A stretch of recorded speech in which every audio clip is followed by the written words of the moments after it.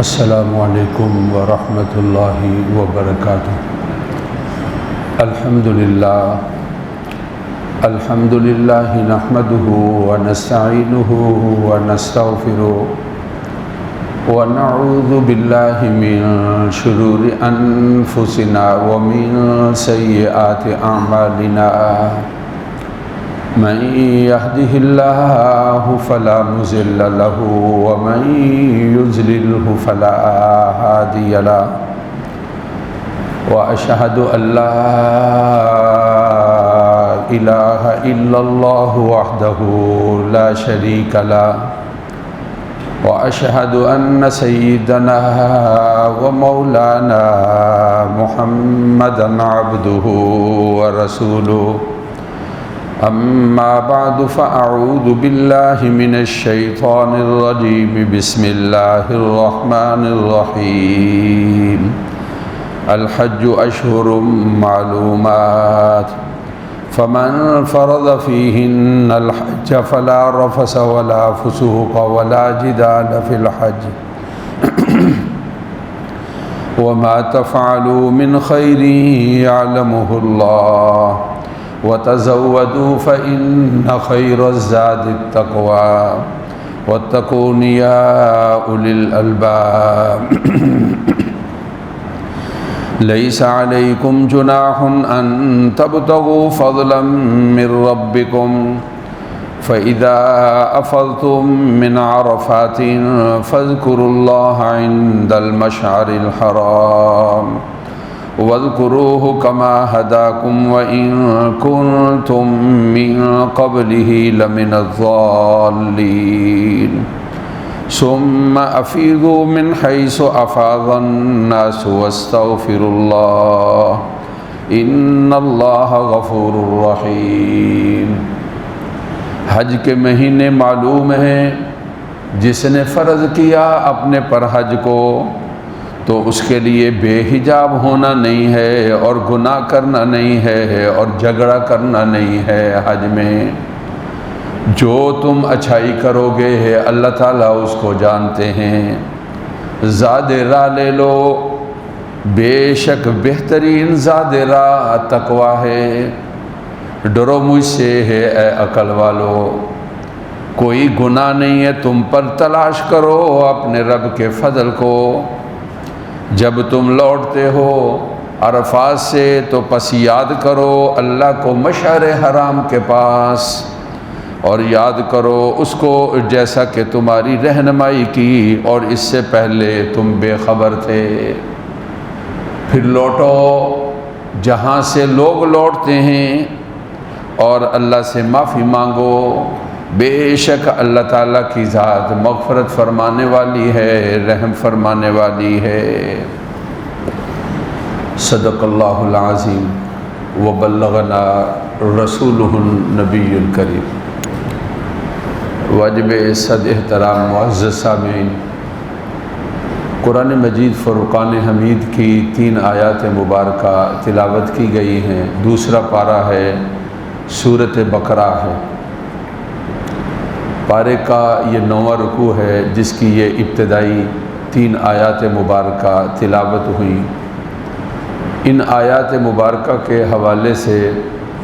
اور اسی طرح اس سے پہلے جو ایک آیت مبارکہ ہے اس کے حوالے سے گزشتہ جمعوں میں تذکرہ ہوا ہے۔ چونکہ حج کے مہینے ہیں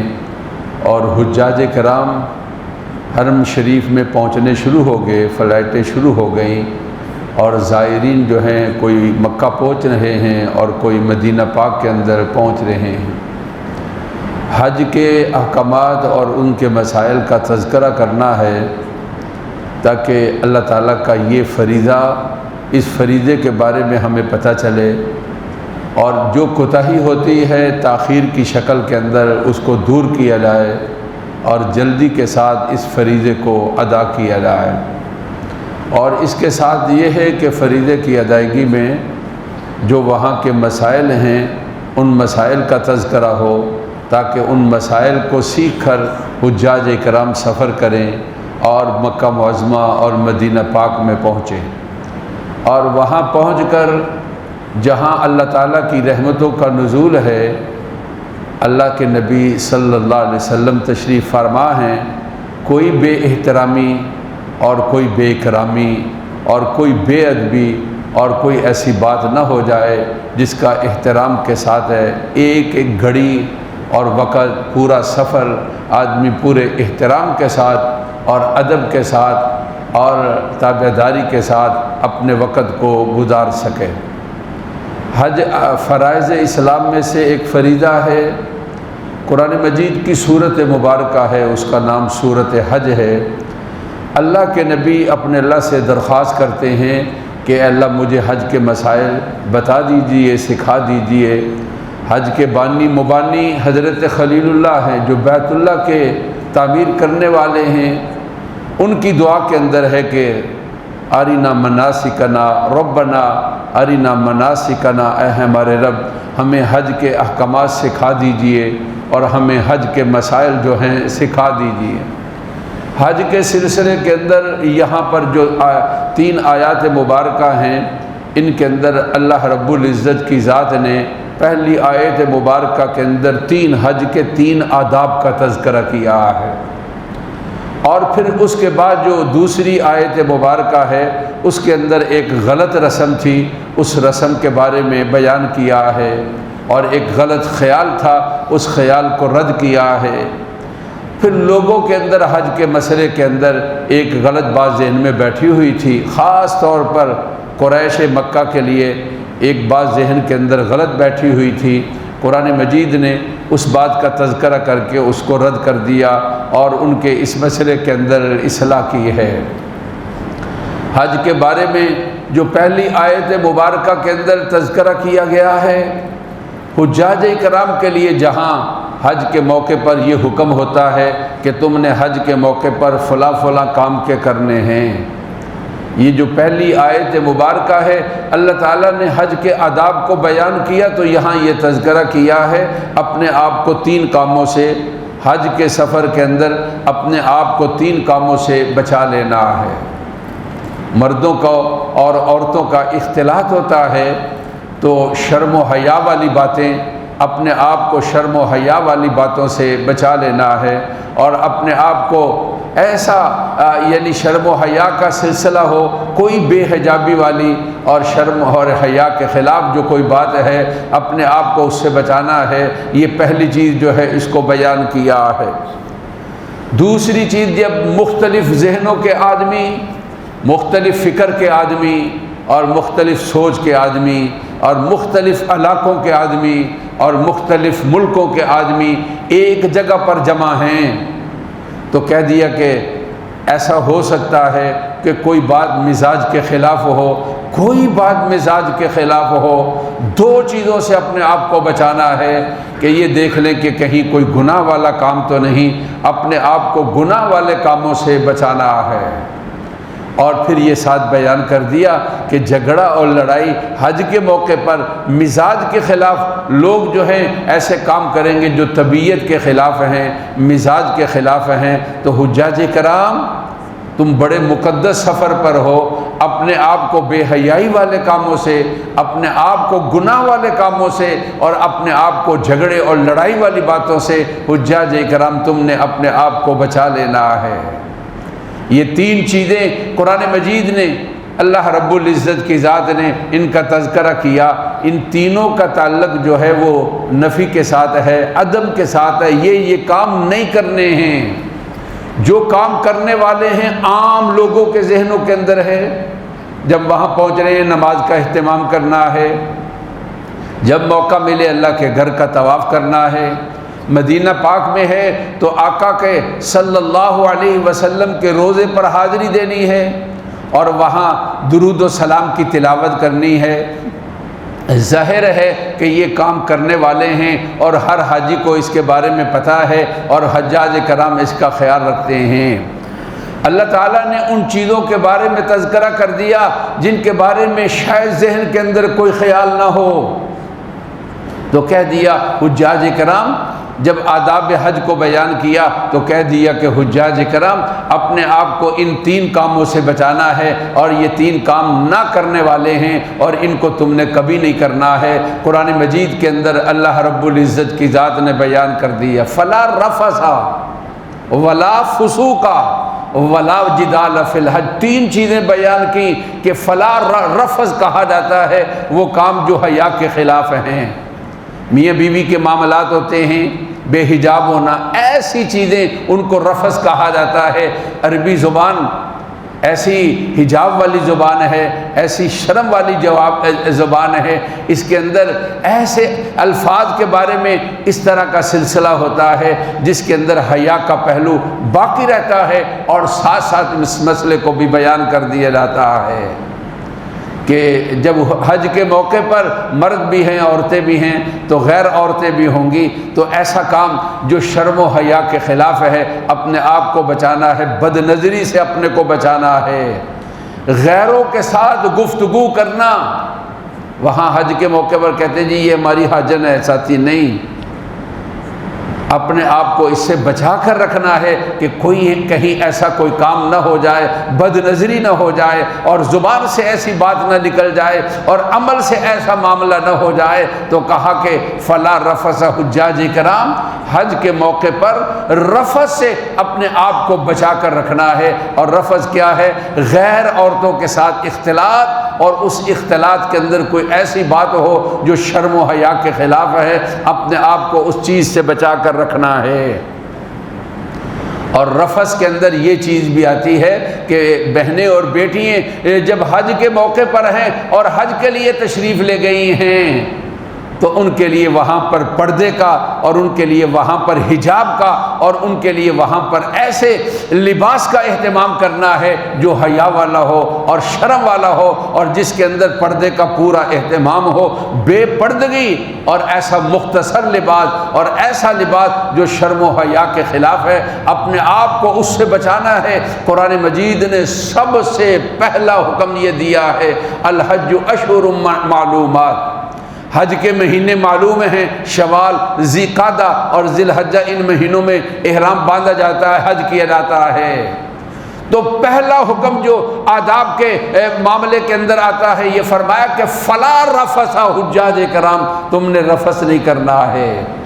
بہن اور بیٹیاں جب حج پر جاتی ہیں تو ان کے لیے رفث کیا چیزیں آئیں گی جو حیا کے خلاف ہیں۔ لون ویل کے جو کپڑے یہاں پہنے جاتے ہیں، اگر ایسا لباس پہنتی ہیں اور ان کے اوپر عبایا نہیں ہے، اور اس کی نمائش اللہ کے گھر کے اندر ہو یا رسول اللہ صلی اللہ علیہ وسلم کی مسجد کے اندر ہو، یہ رفث ہے، اور اپنے آپ کو رفث سے بچانا ہے۔ اب الحمدللہ جب سے یہ پرائیویٹ حجاج کرام کا سلسلہ ہوا ہے، یہ اپنی حاجنوں کو بتاتے رہتے ہیں اور سمجھاتے رہتے ہیں، اور ذرا سختی بھی کرتے ہیں، اپنے پاس سے ان کو عبائے دیتے ہیں کہ تم نے لباس جیسا بھی ہے اس کے اوپر عبایا پہننا ہے، اور اس عبائے کے ساتھ تم نے مکہ پاک میں حرم کعبہ کے اندر پہنچنا ہے، اور اس عبائے کے ساتھ مدینہ پاک میں مسجد نبوی کے اندر پہنچنا ہے۔ وگرنہ ایک وقت تھا پاکستانی عورتوں کے بارے میں بہت زیادہ شکایت تھی، جہاں پر بلڈنگیں پاکستانی حجاج کرام کی تھی تو وہاں پر یہ بڑے بڑے بورڈ لگائے جاتے تھے کہ یہ چیزیں شرم و حیا کے خلاف ہیں۔ حج پر آنے والی عورتیں ان کو چاہیے کہ یہ شرم و حیا والے کام کریں، اور ایسے کام جو حیا کے خلاف ہیں اپنے آپ کو اس سے بچا لینا ہے۔ قرآن مجید نے آگے جو بیان فرمایا کہ ولا فسوق، حجاج کرام حج کے موقع پر گناہ سے اپنے آپ کو بچانا ہے۔ بعض لوگ گنتی پہ ہوتے ہیں کہ ہم نے اتنے طواف کر لیے اور اتنے عمرے کر لیے، اور ہم نے اتنے قرآن کی تلاوت کر لی، اور اتنے درود شریف کے ہم نے وظیفے کر لیے اور تسبیحات کر لی۔ اپنی جگہ پر ان کا اجر اور ثواب ہے، لیکن یاد رکھنا گناہ والی باتوں سے اپنے کو بچانا یہ بھی ایک نیکی ہے، اور بڑی نیکی ہے، اس کا بڑا اجر ہے اور بڑا ثواب ہے۔ ایک موقع پر رسول پاک صلی اللہ علیہ وسلم نے ارشاد فرمایا، اتق المحارم تکن اعبد الناس، گناہ والی باتوں سے اپنے آپ کو بچا لو، تم لوگوں کے اندر سب سے بڑے عبادت گزار ہو جاؤ گے۔ تو اے حجاج کرام، ولا فسوقا، اپنا گناہ والی جو باتیں ہیں اپنے آپ کو اس سے بچا لینا ہے۔ ان میں سے ایک بات یہ بھی ہے، آرام کا وقت ہے، تو اب جب آرام کا وقت ہے تو گھر کال ملا لی اور باتیں چل رہی ہیں اور تذکرہ ہو رہا ہے۔ اب سونے والے حضرات بھی ہیں، بعض حضرات رات کو سوتے ہی نہیں ہیں، یہاں بھی اور پھر وہاں پر بھی، تو اب روم کے اندر بیٹھ کر اس طریقے کے ساتھ لمبی لمبی گفتگو کرنا، دوسرا بیچارہ جو ہے وہ شرم و حیا کی وجہ سے کہتا نہیں ہے یہ میرا ساتھی ہے میں اس کو کیا کہوں، اور لیکن اس کے لیے بے آرامی ہوتی ہے، ان کی آوازیں آتی ہیں اور اس کا تذکرہ چل رہا ہے، تو کہا ولا فسوقا، یہ گناہ والی بات ہے۔ حجاج کرام، اپنے آپ کو گناہ والی باتوں سے بچا لینا ہے۔ اس طرح بہت ساری مثالیں ہیں، جس ساتھ والے حاجی کو تکلیف ہو وہ بات گناہ والی ہے تو کسی کو تکلیف دینا گناہ ہے، اور کہا کہ ولا فسوقا، حجاج کرام گناہ والا کام حج کے موقع پر تم نے نہیں کرنا ہے۔ اور تیسرا حکم یہ فرما دیا ولا جدالا، حج کے لیے جا رہے ہو جھگڑا نہیں کرنا ہے، اپنے آپ کو جھگڑے سے بچا لینا ہے۔ گالی گلوچ، فسق، گالی گلوچ تک بھی آتا ہے، تو کہا جب یہ نہیں کرنا، اور اس سے بڑھ کر چیز ہے کہ آدمی دست و گریبان ہو جائے اور حجاج کرام جھگڑا کرنے لگ جائیں، تو کہا کہ یہ یاد رکھنا ہے ولا جدالا۔ قرآن نے جب حج کے آداب بیان کیے تو تیسرا ادب یہ ہے کہ حجاج کرام حج کے موقع پر تم نے جھگڑا نہیں کرنا ہے۔ یہ جھگڑا کبھی آپس کے اندر بھی ہوتا ہے، لیکن زیادہ جھگڑا ٹور آپریٹر کے ساتھ ہوتا ہے۔ آج سالن کے اندر فلاں چیز نہیں تھی اور آپ نے وعدہ کیا تھا یہ میں نے پکوانا ہے، آپ نے کہا تھا اتنے بجے کھانا آئے گا، اور اب آدھا گھنٹہ اوپر ہو گیا، اور آدھا گھنٹہ اوپر ہونے کی وجہ سے وہ جھگڑا کیا جا رہا ہے ابھی تک کھانا نہیں آیا۔ حالانکہ سب پتہ ہے جہاں رہتے ہیں وہاں کھانا پکانے کی اجازت نہیں ہے، دوسری جگہ پر کھانا پکتا ہے، اور رش کی وجہ سے روڈ بلاک ہوتے ہیں اور کسی وقت سرکار یعنی پولیس والے روک لیتے ہیں اور جانے نہیں دیتے ہیں، اور پھر کہتے ہیں انتظار کرو، اور اس انتظار میں تاخیر ہوتی ہے اور ہم گریبان پکڑتے ہیں ٹور آپریٹر کا ابھی تک کھانا کیوں نہیں آیا ہے۔ تو کہہ دیا کہ ولا جدال حجاج کرام، حج کے موقع پر جھگڑا نہیں کرنا ہے۔ کبھی ایک جگہ پر پہنچنا ہے، روڈ پر رش ہے اور بس جو ہے وہ لیٹ پہنچتی ہے یا بس اپنی منزل تک پہنچنے میں تاخیر کرتی ہے، تو ہم ٹور آپریٹر کو پکڑ لیتے ہیں اور یہ بر وقت سلسلہ نہیں ہوا، تو قرآن نے کہا ولا جدالا فی الحج۔ ایک جھگڑا ہو رہا تھا، میں نے پوچھا کہ کیا بات ہے، وہ کہنے لگا جی وہ ہمارے فلانے دوسرے گروپ کے جو آدمی ہیں ان کی بس ہم سے بہتر تھی، نہیں تھی، اور ہماری بس اچھی نہیں تھی، اس درجے کی نہیں تھی، اور اس وجہ سے جھگڑا کیا جا رہا ہے۔ آپ ذرا غور کریں تو قرآن کہتا ہے ولا جدال فی الحج۔ پھر جھگڑے کی ایک شکل یہ نکلتی ہے، آدمی وہاں جاتے ہیں تو ساری کیلکولیشن کرتے ہیں، کیا کھانے کا یہ ہو سکتا ہے، ہوٹل کا یہ ہو سکتا ہے، خیموں کا یہ ہو سکتا ہے، اور ٹرانسپورٹ کا یہ ہو سکتا ہے، اور باقی اتنے سارے، یہ سارا اس کا منافع ہے۔ تو پھر اس کو تانا دیا جاتا ہے تم نے اتنے پیسے ہم سے کما لیے اور ہم نے تم کو اتنے پیسے دیے ہیں۔ تو قرآن نے کہا حجاج کرام وہاں پر پیسوں کو شمار، تمہیں نہیں پتا کہ وہاں کیا کیا خرچے ہیں۔ ولا جدالا، جب تمہارے ساتھ ایک وعدہ تھا یہ چیزیں تمہیں دینی ہیں، جتنا مہنگا پیکج لے لو، جتنا مہنگا پیکج لے لو، بہت مہنگے پیکج والے جن کا 40 لاکھ 50 لاکھ کا پیکج ہے، ان سے بھی ہم نے سنا کہ جب ہم بس فضا میں تو نہیں نہ اڑنا، روڈ پر جانا ہے، روڈ بند ہو گیا تو وہاں تو یہ نہیں ہے کہ یہ 15 لاکھ والا ہے یہ 50 لاکھ والا ہے، اس کو رستہ دے دیا جائے اور اس کا رستہ بلاک کر لیا جائے۔ ایسا بھی ہوتا ہے کہ صبح کے وقت، بالکل صبح کے وقت مزدلفہ میں لوگ پہنچتے ہیں، تو قرآن نے کہہ دیا یہ بیچارے ان کے بس کی بات نہیں ہے۔ ولا جدال فی الحج، بس پنچر ہو گئی، وہی رک گئی، عرفات میں جانا تھا، اس بیچارے نے اور کسی بس کا ارینج کیا اور پھر سواریوں کو تبدیل کیا اور اس کے اوپر وقت لگا، اور جب عرفات میں پہنچے تو رش بنا ہوا تھا اور پہنچنے میں دیر ہو گئی، اور اچھا بھلا سمجھدار آدمی ٹور آپریٹر کے گریبان کو پکڑتا ہے تو قرآن کہتا ہے وَلَا جِدَالَ فِي الْحَجِّ، حج کے اوپر جھگڑا نہیں کرنا ہے۔ اب تم نے پیسے جمع کرا دیے، اب کہیں کا ایک سلسلہ کوئی ایسی وجہ پیش آ گئی جس کی وجہ سے تمہاری رکاوٹ بن گئی ہے پیسوں میں، اب پاکستانی نہیں، انڈیا کے، مصر کے، نائجیریا کے، کئی ملکوں کے تقریباً 3 لاکھ حاجی جو ہیں ان کی رکاوٹ بنی ہوئی ہے، اور ٹور آپریٹر بیچارے ان کے بس کے اندر نہیں ہے، اور جو بس کے اندر ہے وہ بیچارے کوشش کر رہے ہیں، حکومتیں کوشش کر رہی ہیں، پاکستانی حکومت کوشش کر رہی ہے اور پوری کوشش کر چکے ہیں، لیکن اب تک کوئی رزلٹ اور نتیجہ نہیں نکلا ہے، اور اب ہم جا کر ان کے گریبان کو پکڑیں کہ ہمارے پیسے یہاں پر رکھو۔ تو قرآن نے پہلے سے کہہ دیا حجاج کرام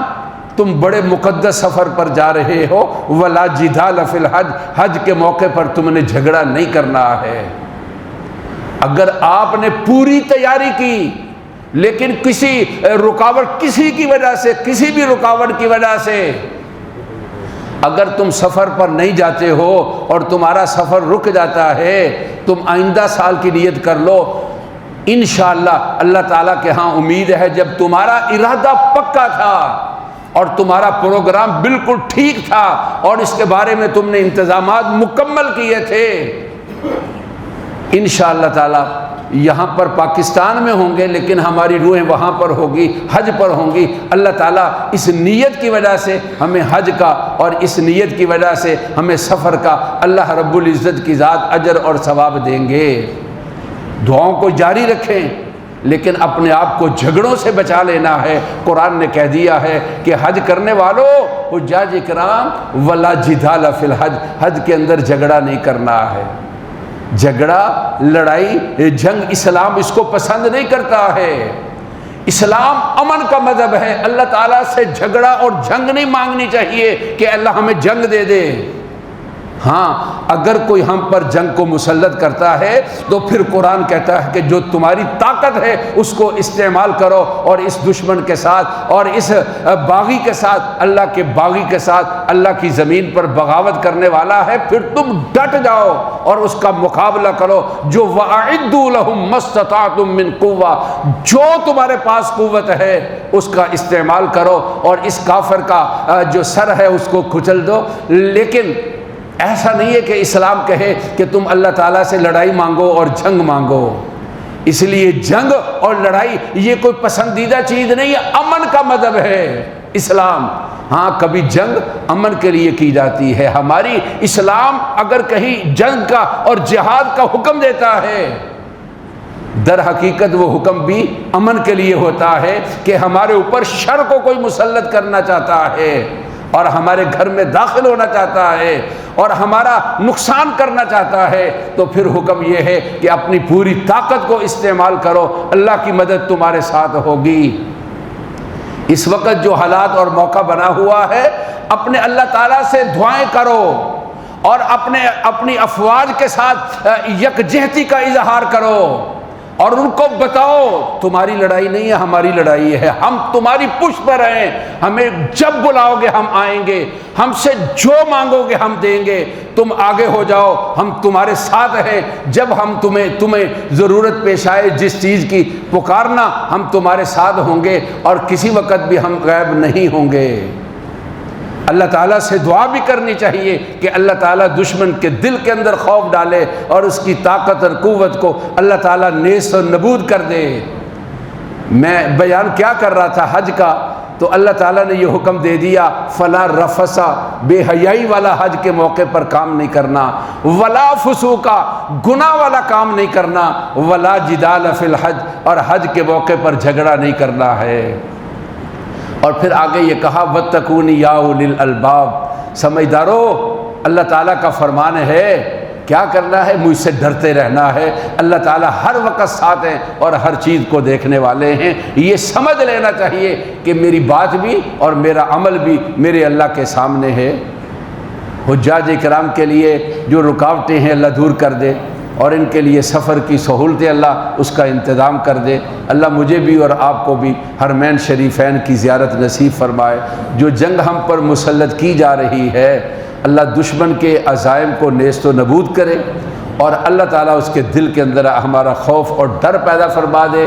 اور اللہ تعالیٰ اس کی طاقت کو پاش پاش کر دے، اور اللہ اس کی فوج کو بکھیر دے، اور اللہ اس کے اسلحوں کو نکارہ کر دے۔ اللہ ہماری فوج کو اعلیٰ کامیابیوں کے ساتھ نوازے۔ اور ربنا تقبل منا انک انت السمیع العلیم، سنتے ادا فرما لیجیے۔